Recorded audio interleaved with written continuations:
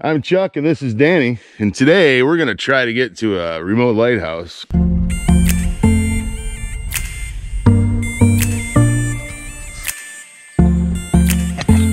We prepared to launch the Zodiac Thor into Misery Bay from the Misery River for a 7-mile boat ride.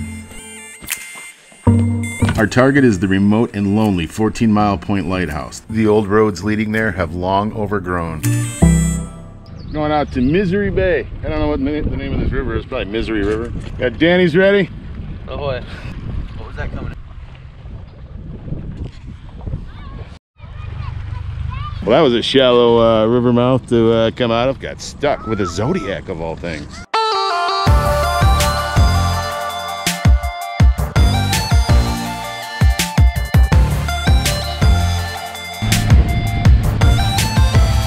In the late 1800s, the western side of the Keweenaw Peninsula was a dark void, until 1893 when 6 acres of wilderness were cleared and construction of the lighthouse began.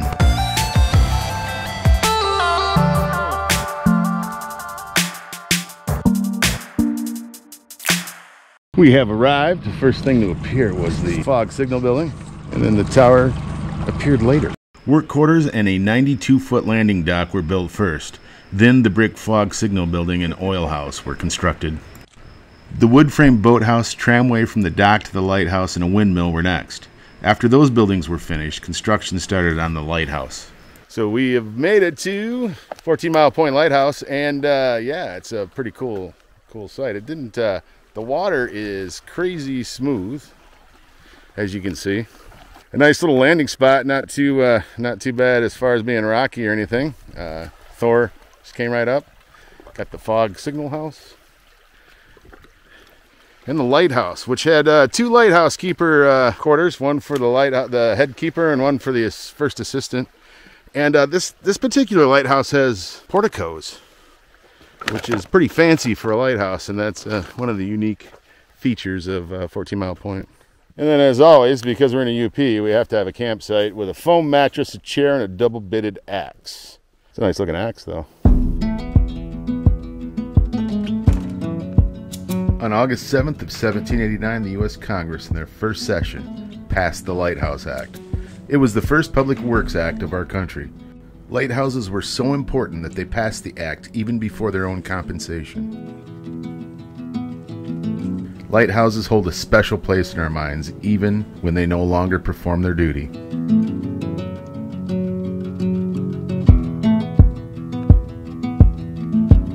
Fourteen Mile Point's main building only has its brick and masonry left.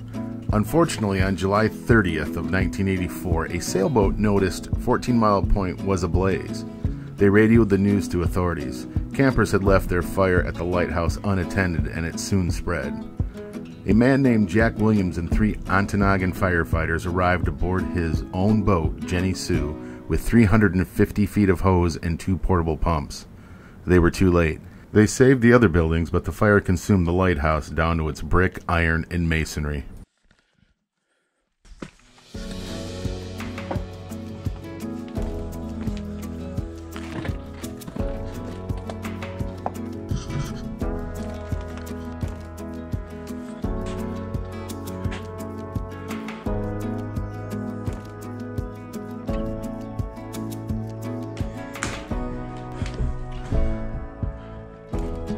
Oh yeah, that looks safe.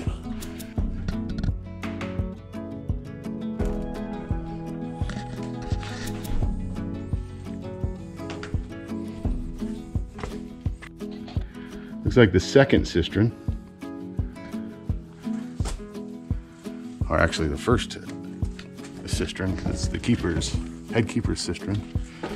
So this used to be one of the living quarters. I think this was the head keeper. The other side was the assistant.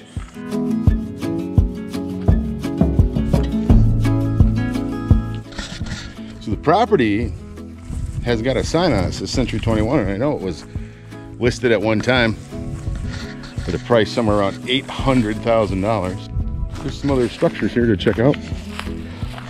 It's the old sidewalk.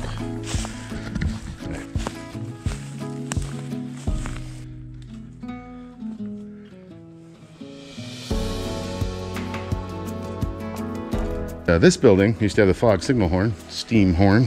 Fog signal equipment was removed just after the war, and it was, I believe, sent to Ontonagon or some city so that they could use it for a civil defense siren, but they never did that. And it was a steam fog signal. It's one of the last ones, I believe, on the Great Lakes. So I believe this also was an oil house where they kept the oil.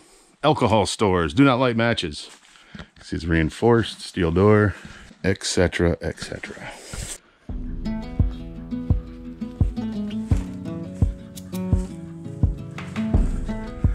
So I think they had a third assistant keeper for a while. Maybe this was the residence, maybe?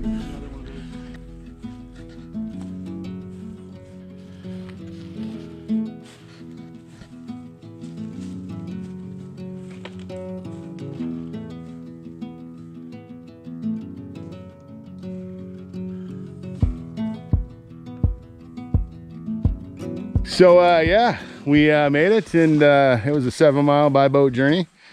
A little shorter walk if you find the right spot to hit the beach from a road, but it's private land, so if you come here, be respectful, obviously.